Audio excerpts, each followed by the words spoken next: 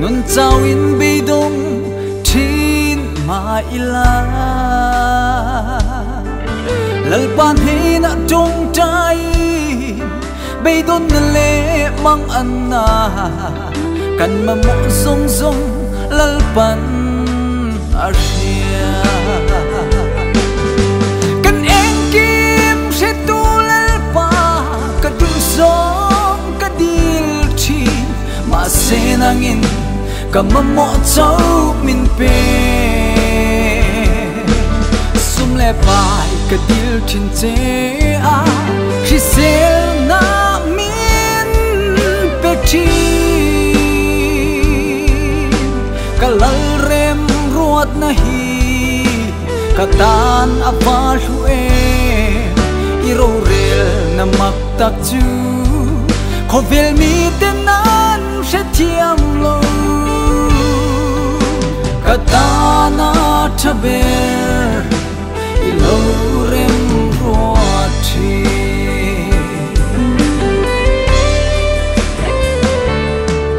van in nuam pana hun kam han lai hia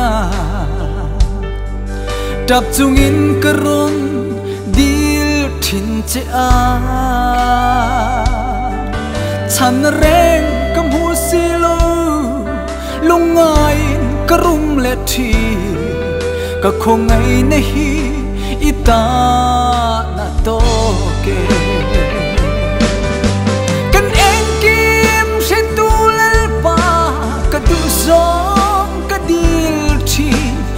se nangin ka ma mo chau min pe sum le pai ka dil thin che a shi sel na min pe chi ka lal rem ruat na hi ka tan apa hu e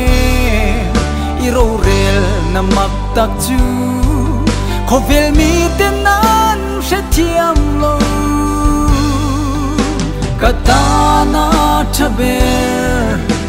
i lo rem ruat thi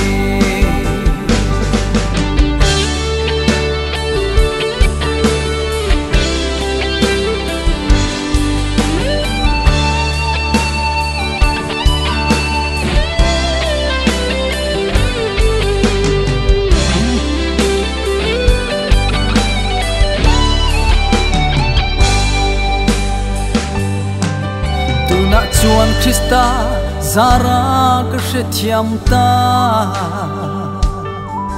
lungai bi dong to lo turi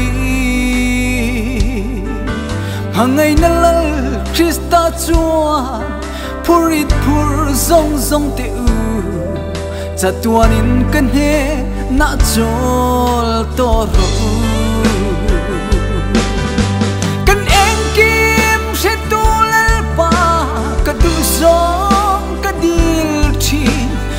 se nangin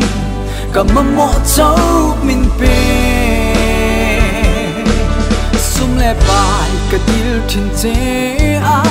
shi sel na min pe chi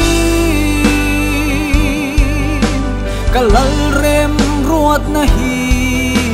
ka tan apa hu e i ro rel na mak tak chu kho vel mi te nan she thiam lo ka tan a thaber i lo rem ruat thi kan eng kim she tu lal pa ka du song ka dil thi ma se nangin ka ma mo chau min pe sum le pai ka dil thin che a shi sel na min pe chi ka lal rem ruat na hi ka tan apa hu e i ro rel na mak tak chu kho vel mi te nan she thiam lo ka tan a thabe